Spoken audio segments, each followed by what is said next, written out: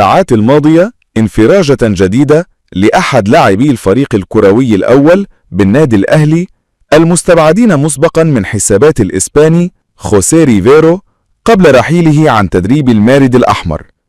ويبدو أن الأيام المقبلة قد تشهد انفراجة في أزمة أحمد عبد القادر لاعب النادي الأهلي بعد رحيل الإسباني خوسيه ريفيرو من قيادة الفريق وتولي عماد النحاس المهمة مؤقتا.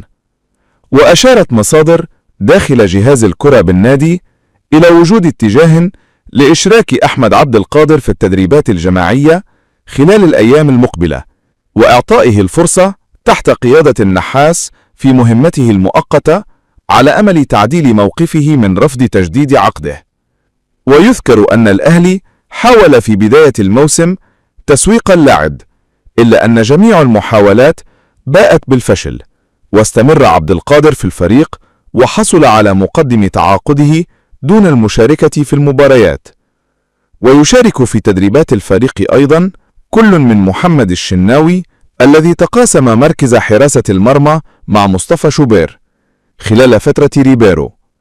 بالإضافة إلى عمر كمال عبد الواحد، حسين الشحات، محمد مجدي أفشة، ومصطفى العش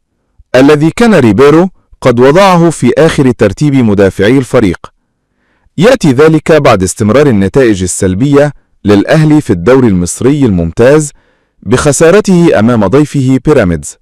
بطل دوري أبطال إفريقيا 0-2 في الجولة الخامسة، ما دفع إدارة النادي لتوجيه الشكر لريبيرو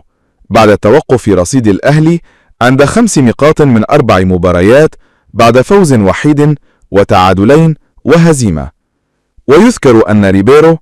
تولى تدريب الأهلي في 29 من مايو الماضي خلفا للمدرب المؤقت عماد النحاس،